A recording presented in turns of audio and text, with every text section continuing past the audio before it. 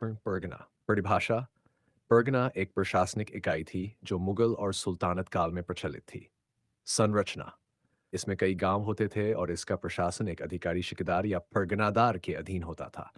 महत्व यह कर संग्रहण, न्याय और प्रशासन का स्थानीय स्तर पर केंद्र था। महलबारी महलबारीज ये शब्द स्पष्ट नहीं है और सामान्य इतिहास पुस्तकों में नहीं मिलता। हो सकता है आपने महलवाड़ी प्रणाली का उल्लेख करना वेस्टवर्शिक। लॉर्ड हेस्टिंग्स के समय ब्रिटिश भारत में बीनकॉट में उत्तर भारत में शुरू की गई प्रणाली भूमि का निर्धारण महलों ग्रामों के समूह के आधार पर होता था। राजस्व कर जमींदार या मुखिया महल प्रमुख द्वारा एकत्र किया जाता क्षेत्र मुख्यतः उत्तर प्रदेश, पंजाब, मध्य भारत।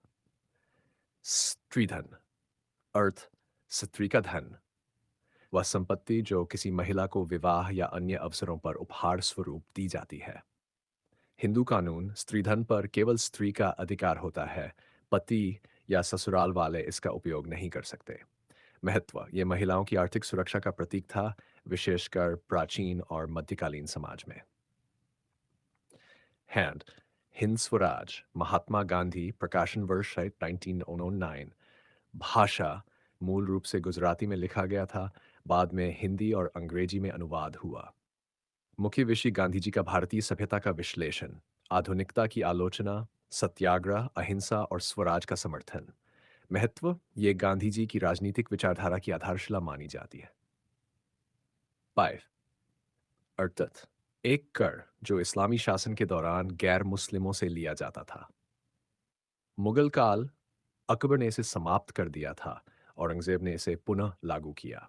उद्देश्य इस्लामी कानून के तहत गैर मुस्लिमों को सैन्य सेवा से छूट मिलती थी, बदले में यह कर लिया जाता था। एक्स ज़कात इस्लाम में अनिवार्य दान या कर जो मुस्लिमों को अपनी संपत्ति का एक हिस्सा निर्धनों को देना होता है। एक स्तंभ ज़कात इस्लाम के 5 स्तंभों में से एक है। प्राचीन भारत में मुस्लिम शासकों के शासन में ज़कात एक धार्मिक कर्तव्य के रूप में प्रचलित था। इक्ता अर्थ मध्यकालीन इस्लामी शासन प्रणाली में भूमि या क्षेत्र का वितरण एक अधिकारी को, जिससे वह राजस्व एकत्र करता था और बदले में सैनिक सेवाएं देता था। इक्ता धारक जिसे ये इक्ता दिया जाता था वह इक्तादार कहलाता था। सुल्तानत काल में प्रयोग यह एक प्रकार की फ्यूडल प्रणाली थी। सुलह ए कुल अर्थ सभी के साथ शांति, प्रवर्तक मुगल सम्राट सिद्धांतक धार्मिक सहिष्णुता, सभी धर्मों के प्रति सम्मान, धर्मनिरपेक्ष शासन प्रणाली। महत्व यह विचारधारा अकबर के दीन इलाही और धर्म संबंधी सुधारों की नींव थी। 9 अलवार कौन थे?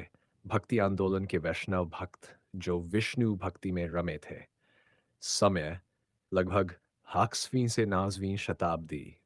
तमिल जातिवाद का विरोध, भक्ति के माध्यम से ईश्वर प्राप्ति, मंदिरों और भजनों के माध्यम से प्रचार।